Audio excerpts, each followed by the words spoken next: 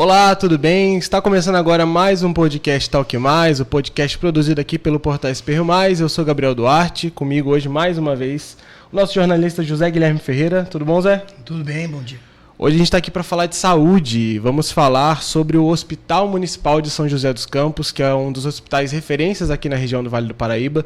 No ano passado conquistou a 7ª posição entre os hospitais com mais internações, né? Exato. Maior número de internações aqui no estado de São Paulo. E para falar sobre isso, as novidades do hospital, que está para iniciar as atividades do novo pronto-socorro e tantas outras coisas, a gente recebe aqui o diretor técnico do HM, né? O doutor Carlos Alberto Maganha. Seja muito bem-vindo, doutor. Olá, bom dia. É uma honra muito grande poder estar aqui e falar de um assunto que é apaixonante, né, para mim, que é o Hospital Municipal, saúde, né? É minha vida e nos últimos 18 anos é trabalhar com esse gigantismo aí, né, que você falou. O Hospital Municipal é um gigante, né? Do estado de São Paulo. É uma segunda casa sua, né? Dá para achar 18 anos já, é bastante tempo, né? É a primeira, né? Se a gente pegar esse período da pandemia, né, que a gente teve que ter uma dedicação muito grande, é uma dedicação que tem que ser muito grande mesmo. Vamos começar então esse nosso bate-papo falando dessa questão do pronto-socorro novo. Sim. Que o hospital está montando, sendo feito onde era o espaço do Hospital de Retaguarda, montado inclusive durante a pandemia. Você pode contar um pouco mais para a gente sobre como vai operar, a capacidade, o que as pessoas podem esperar do atendimento lá, como que vai... O que tem de novo, né, que ele vai trazer? Perfeito. O Hospital de Retaguarda, quando ele foi construído em julho de 2020, né, ele veio para ajudar o atendimento dos pacientes Covid. Ele não teve pacientes Covid internado nele, né, mas nós montamos uma estratégia junto com o hospital. Ele fica a cerca de 400 metros do hospital. É uma estratégia com o hospital que era a referência de Covid na cidade, né, de levar toda a ala de pediatria para o Hospital de Retaguarda para poder abrir mais espaço no hospital para a gente poder ir ampliando as alas Covid, ampliando o atendimento. Nós chegamos a ter no hospital 250 leitos reservados para Covid. Foi talvez um dos maiores hospitais também do estado de São Paulo que atendeu Covid, né? E ele ficou até julho de 2023 funcionando como a ala pediátrica do hospital. Paralelamente a isso, quando o Covid diminuiu, a gente fez uma reforma na ala pediátrica, né, que foi o nosso Covid-1, né, nosso centro Covid-1, fez uma reforma, uma adequação para receber a pediatria novamente, uma melhoria muito significativa também, e conseguimos, no comecinho de agosto, final de julho, começo de agosto, nós conseguimos trazer a pediatria para o Hospital Municipal. Dali para cá nós idealizamos, né, uma ampliação do Hospital de Retaguarda, né? Ele já tem uma característica de pronto-socorro, né? Ele foi idealizado para que depois da pandemia o pronto-socorro fosse transferido para lá, mas em virtude até do aumento do atendimento do hospital no pós-pandemia, a gente idealizou uma ampliação para trazer maior conforto para a população que vai ser atendida lá. Então nós estamos agora recebendo propostas de empresa, uma ampliação robusta, né? Vai ser uma reforma robusta do hospital, não vai descaracterizar ele como está, mas vai ampliar algumas áreas, né, para poder porque dar mais conforto. Ele é um símbolo, né? Da rapidez com que ele foi construído, né? Foi fantástico, né? Foi uma coisa... É um hospital flash, né? Hein? Foi construído de um jeito muito rápido, né? E sabe Sim. que Foram 45 dias? 50? Foram 35 dias de construção. Teve um período, claro, de planejamento, né? Para poder fazer. Mas foram 35 dias de construção, fantástico. Uma experiência das melhores que eu tive na vida, né? Por quê? Porque era uma angústia muito grande. A gente vivia a primeira onda Covid, né? Covid aumentando, né? A gente precisando mais espaço. Nosso hospital, nossa cidade foi uma das poucas cidades que nunca faltou leito para pacientes Covid. E a gente tinha isso como um objetivo, não faltar leito para ninguém que precisasse ser atendido no Covid, e já estava chegando no momento difícil, né, do hospital. Essa rapidez fez com que a gente conseguisse rapidamente levar a pediatria para lá e ampliar significativamente os leitos e o atendimento Covid do hospital. Então foi fantástico. Né? Foi fantástico. E a estrutura que foi deixada pelo Hospital de Retaguarda e vai ser aproveitada pelo pronto-socorro, ela é boa? Muito boa. Não, ela foi... É uma coisa... Eu não sei se vocês conhecem, eu acho que é importante conhecer, porque a primeira vez quando me falaram, um hospital que vai ser construído rápido, né? Você já fala, não deve ser grande coisa. Aos trancos, né? E barrancos, né? Você imagina. Não, um hospital... Então o Brasil podia aproveitar essa lição, né? Você sabe que tá, né? Tanto que a empresa, né, Brasil Cubo, que foi a empresa que trabalhou, ela tem... A gente tentou que ela fizesse a reforma agora, mas ela tem tanta encomenda no país, não só na área de saúde, na área de educação, na área de habitação, né? Então, porque centros de habitação 35 dias são requisitados, né? O mais interessante, primeiro, que é uma estrutura muito bem feita, forte, né? Até hoje. E o nosso hospital põe para funcionar mesmo, porque são milhares de pessoas que transitam, né? Forte, bem construído, limpo, né? Porque já chega pré-montado da fábrica, né? E já chega, quando monta, uma coisa que foi muito uma experiência muito interessante, que quando você tem uma obra, né? Ainda se depois você tem que fazer marcenaria, tem que fazer detalhe. Não, já monta até com ar-condicionado na parede. Só teve que colocar o piso vinílico e começar a atender. Isso deu uma agilidade muito grande. Na época a gente estava desesperado, como eu falei, precisando mesmo. Então casou, foi muito, muito bom ter tido essa construção. E uma construção bonita, né? Muito bem feita, que a gente não quer mudar. A gente vai fazer uma ampliação, né, dessa área de recepção, porque como a gente copiou de uma UPA, né, e que na circunstância de terreno que tinha, não deu para fazer tão grande. E a gente percebe que precisa, porque tem uma procura muito grande, né? Isso é uma coisa que no dia a dia a gente percebe que a população não gosta muito. Ela quer ter uma experiência boa enquanto né? espera, né? Então a gente decidiu fazer essa expansão justamente para dar mais conforto para a população. Quantas pessoas vão ser a expectativa, né? De quantas pessoas então, possam ser atendidas no espaço? Então, a nossa espera hoje do pronto-socorro é de 50 lugares. Vai para 180 lugares.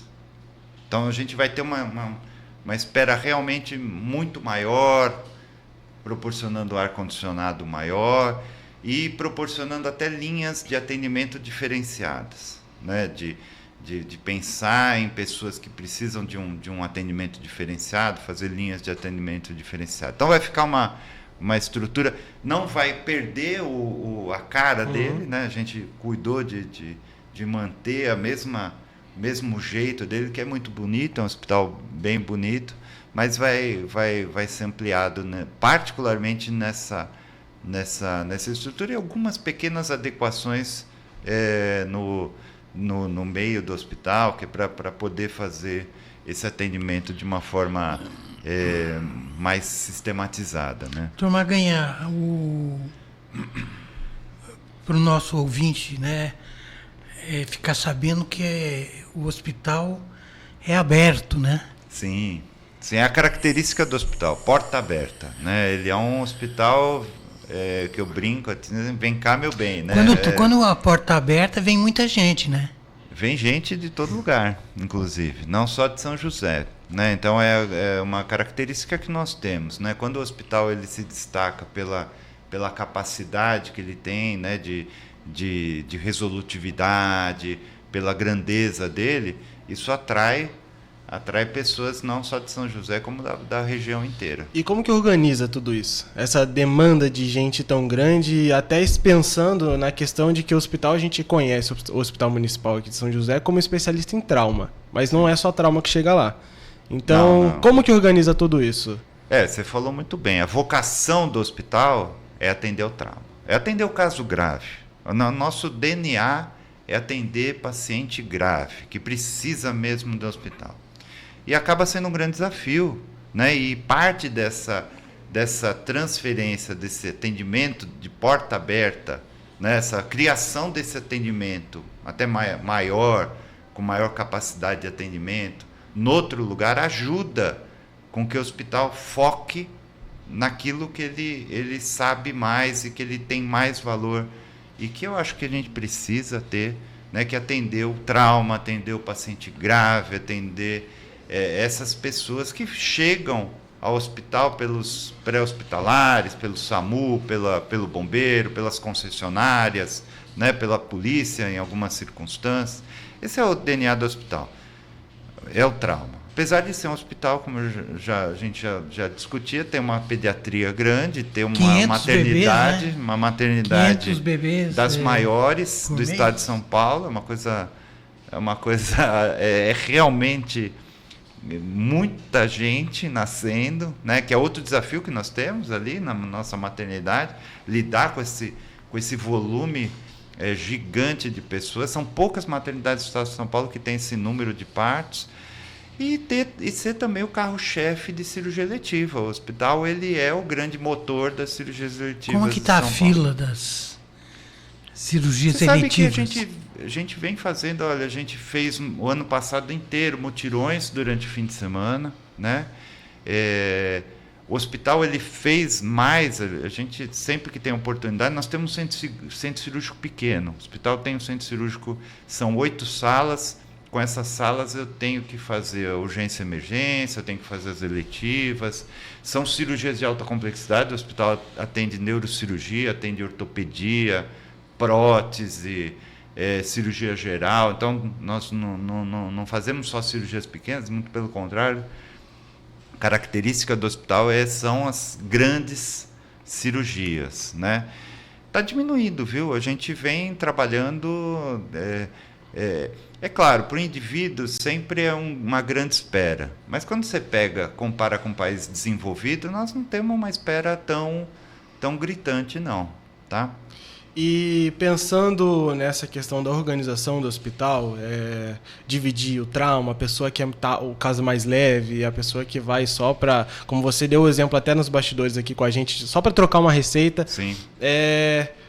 A construção a instalação desse novo pronto-socorro ali no Hospital de Retaguarda vai ajudar a dividir esses trabalhos. Por exemplo, o pronto-socorro ele vai ter um atendimento específico, enquanto o hospital vai direcionar a atuação para algum outro setor. Eu posso dizer que é um sonho de quem trabalha lá, poder focar no grave dentro do hospital, ser um hospital funcionando só recebendo paciente de ambulância, né, de transferência, e ter uma outra estrutura que possa dar vazão para essas pessoas que procuram espontaneamente. Então, isso vai fazer com que a gente dobre a capacidade do hospital, porque essa estrutura ela não vai deixar de existir, mas ela vai se especializar no paciente grave. A gente vai ter uma ampliação dessa estrutura, enquanto que nós vamos ter uma estrutura maior lá para atender a livre demanda, né? Essa porta aberta ela vai estar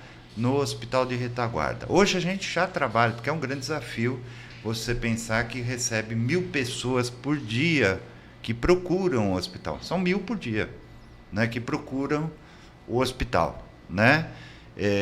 Como atender essas pessoas no tempo certo, na característica certa. Então, a gente tem um sistema de classificação de risco, que é um sistema universal, né, desenvolvido no Canadá, Estados Unidos, porque justamente a ideia é atender quem mais precisa num tempo menor e aqueles que não precisam, muitas vezes... Com a variável do risco, né? Do risco, né? Do risco de morte, inclusive. Então, aquele indivíduo que tem um risco maior, ele é atendido imediatamente, num prazo menor. E aquele que veio ao pronto-socorro, nenhum deixa de ser atendido, né? E aquele que veio ao pronto-socorro, mas não tem risco, é um problema crônico, às vezes é uma troca de receita, que é um contingente aí que representa em torno de 60% dessa demanda. Eu acho incrível esse número. Mas é uma cultura, né, do nosso país, né, do rápido, né? As pessoas aparentemente não têm muita paciência de procurar, que é uma coisa que a gente procura mudar, né, no dia a dia, tentar orientar. O senhor falou do paternalismo, né? Então, o país, assim. ele tem essa coisa, né? E as pessoas entram nisso. Então, 60% dessa demanda, em tese, nem precisaria estar numa estrutura dessa. Nem precisaria. Outra questão em relação a essa dinâmica do hospital, para ela ficar mais ágil e tirar um pouco de gente, né, de circulação, é o PHD, né, que é esse programa de atendimento pós-alta hospitalar que o hospital tem feito de maneira constante aí, né? Sim, é uma... Como é que está esse programa? Funciona mesmo? Ele funciona e vem crescendo a cada dia, a cada mês. Eu, quando olho, já tá, nós temos mais gente internados em casa, que é essa a proposta. Justamente também para explicar para quem está assistindo a gente. A proposta desse programa é fazer um atendimento contínuo, digamos assim. Qual que é a ideia? Nós temos, do ponto de vista da gestão, nós temos um hospital que é finito. Ele tem um número de leitos, né, que é finito. E a procura, ela é uma procura que às vezes aumenta, diminui, e ela vem sendo cada vez maior, né? E de pacientes que precisam ficar mais tempo internado, né? Pacientes mais graves.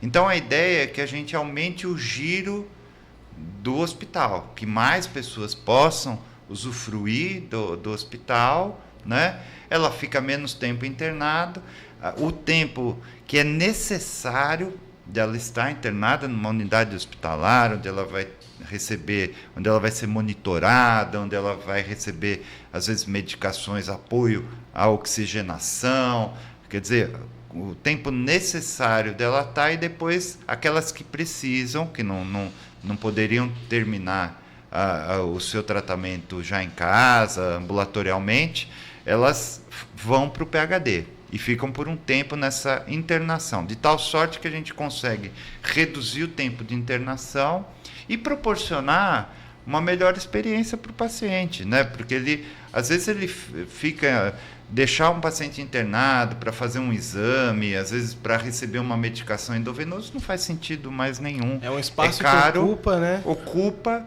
tira a possibilidade de outra pessoa usufruir, né? Porque a gente não tem... como a porta é aberta, esses números estão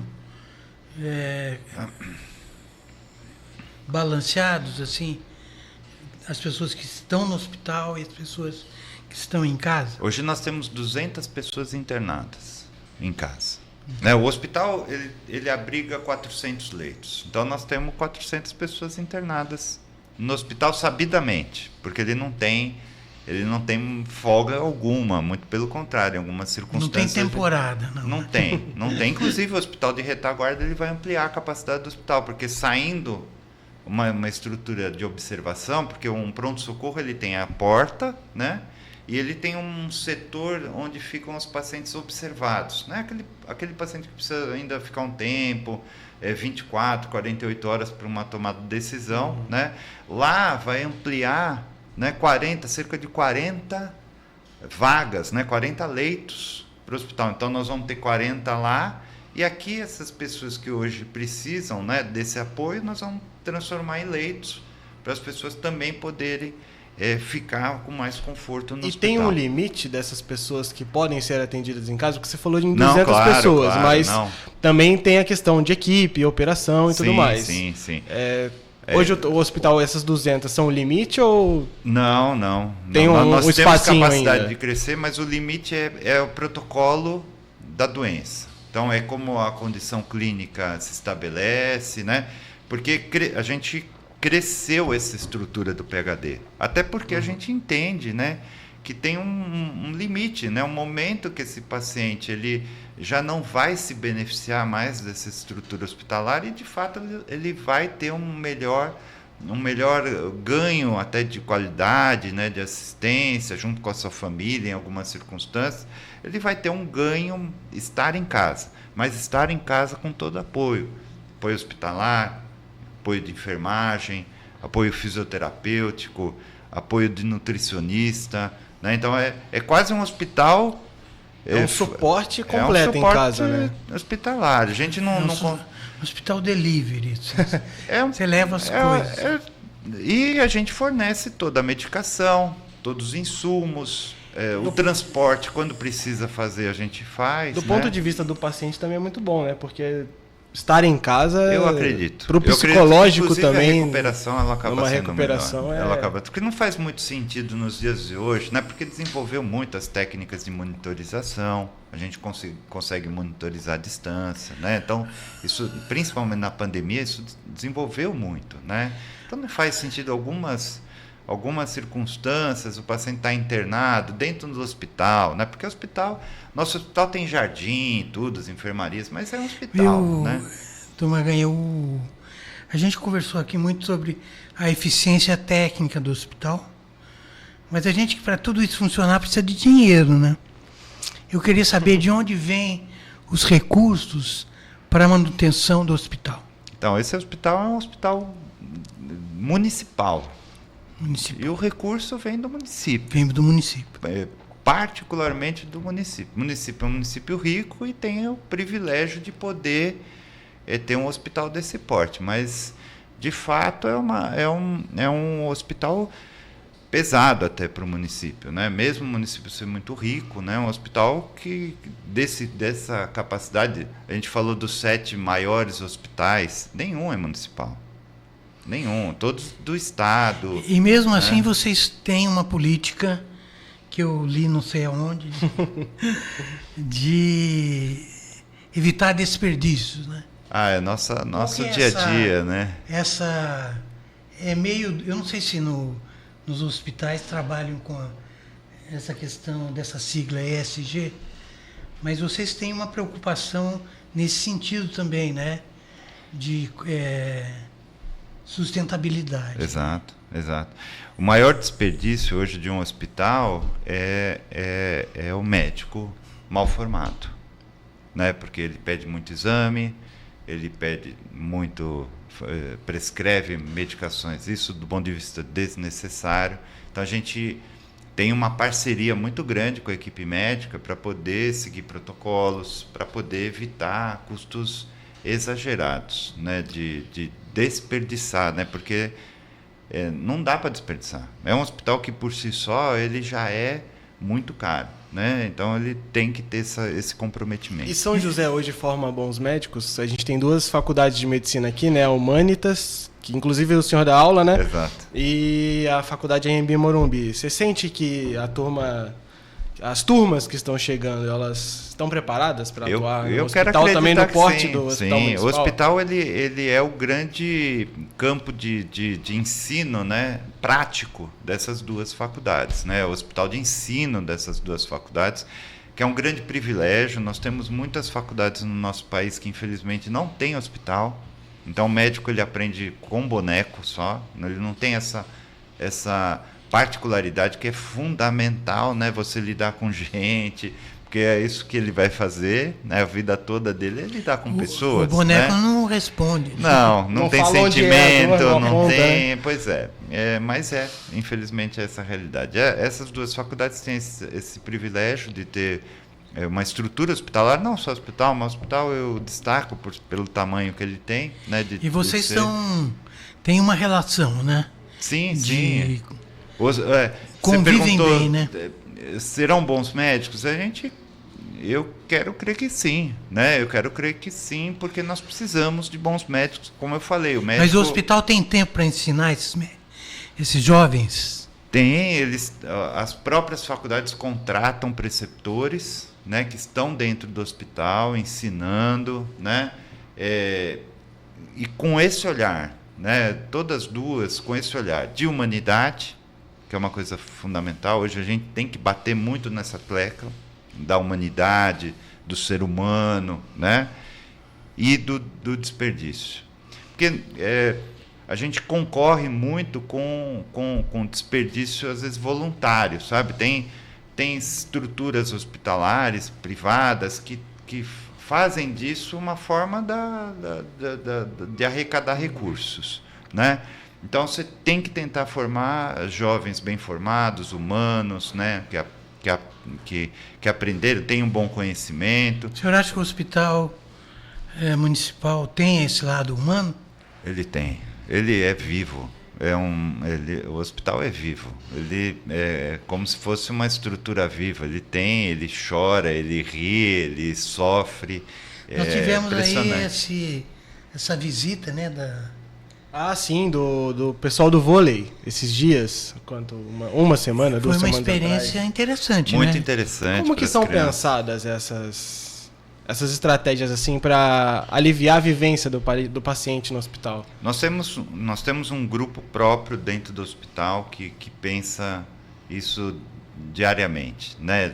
Não, são pessoas voluntárias de outras áreas, né? Então são médicos, são pessoas ligadas ao RH, pessoas que pensam justamente na humanização, né?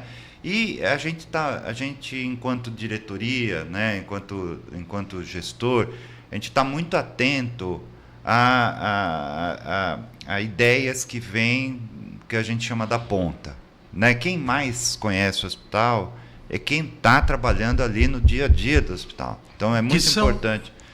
São os funcionários, assistentes de né? enfermagem. São os assistentes de enfermagem, são os técnicos, são os médicos, são essas pessoas que entendem melhor o hospital, e a gente tem que estar muito atento. E a gente tem muita iniciativa da própria equipe. A nossa pediatria é cheia de iniciativas, preocupado com a humanização, porque a criança ela sofre muito, né, quando está internada, então acaba surgindo iniciativas que a gente dá apoio, né? Para mim fica fácil, que eu só deixo E tem alguma dessas iniciativas já planejadas para frente? Alguma coisa do tipo, sei lá, o time de futebol, o time de basquete, que nem vocês trouxeram? Nós estamos de olho aí, estamos de olho, né? No time de... Nós trouxemos o basquete, né? Tem o vôlei, né? O vôlei e o basquete. A gente está sempre olhando oportunidades. Nós temos um grupo de voluntários que... Vocês têm aqueles palhaços, doutores, super-heróis. Tem também. Legal. Fazem um trabalho muito legal nessa coisa de humanizar, de quebrar um pouco aquilo duro do hospital, né? Porque o hospital ele é realmente duro, né? Ele tem uma... E como eu falei, nós temos dentro do hospital, que é de vocação trauma, de grave, de paciente que... né? Nós temos uma maternidade, que é vida, né? Que é nascimento, né? Então também temos iniciativas, muitas na maternidade, na UTI neonatal, né? Para tentar humanizar. Esses dias, inclusive, teve o curso de gestante, né? O primeiro curso de gestante. Deste ano, né? Ele está ganhando corpo.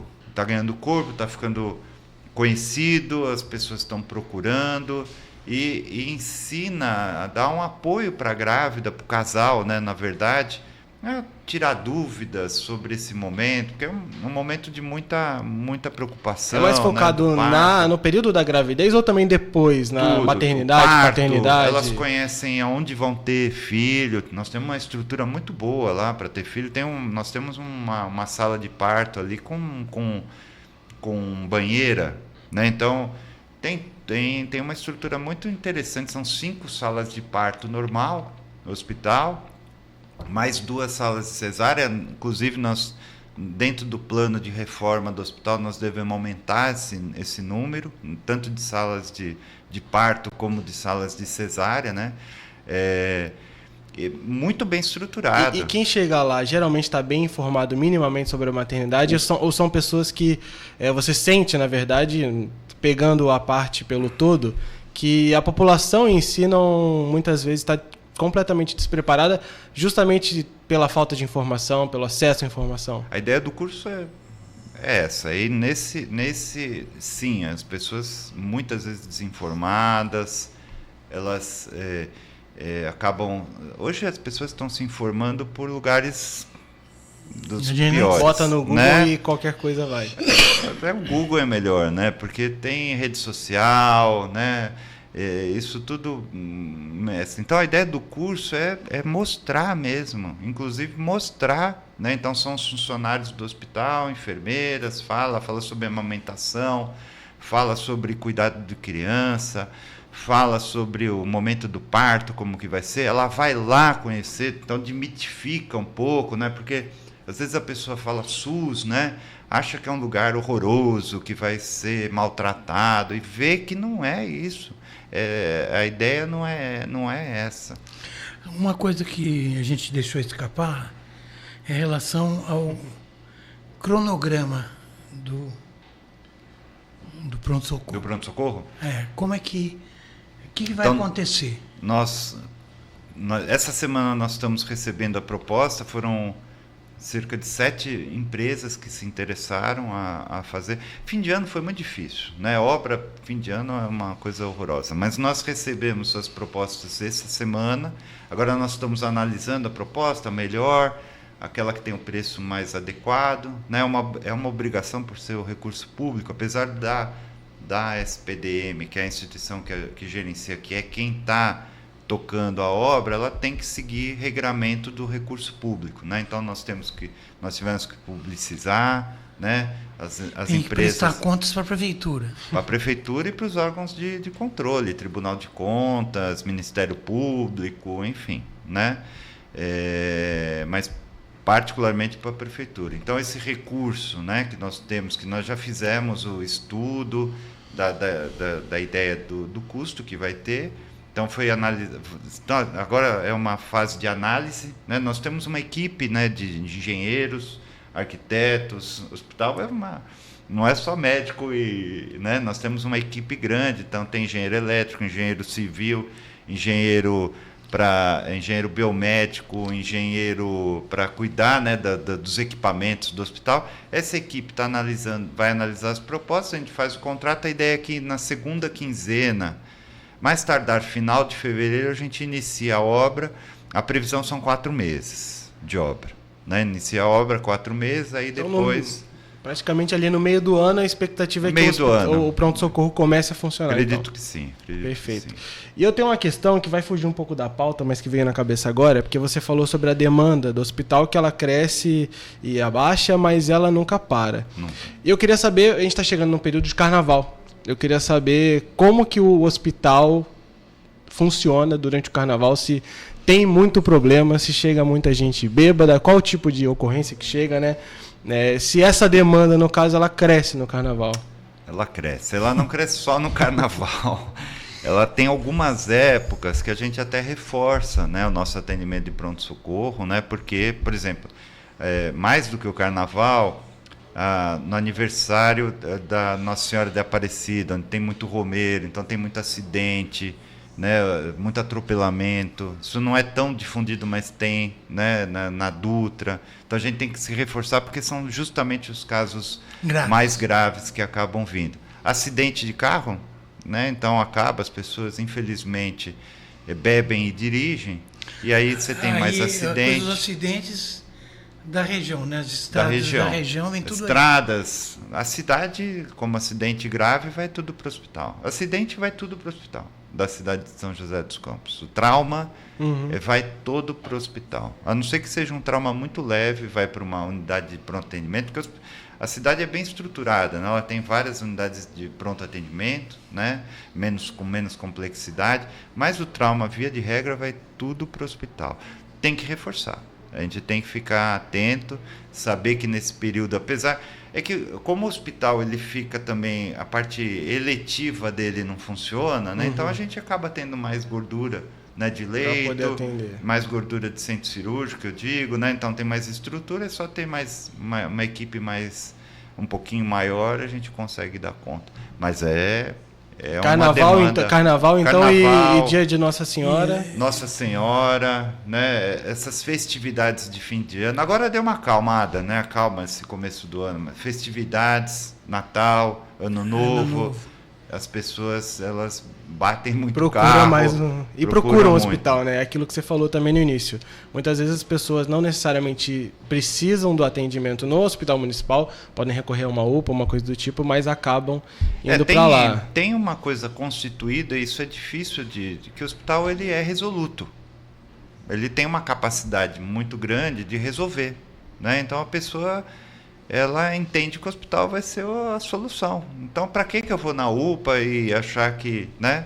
Que é um pensamento que não é adequado, mas é o indivíduo, né? Quando a gente pensa na coletividade, o ideal é que as pessoas com doenças mais graves, de fato, procurassem o hospital municipal, e aquelas com problemas corriqueiros, né? Procurassem a unidade básica de saúde. As unidades básicas de saúde elas conseguem fazer um atendimento durante o dia, né, breve, né, encaixar na agenda de médico, consegue fazer isso.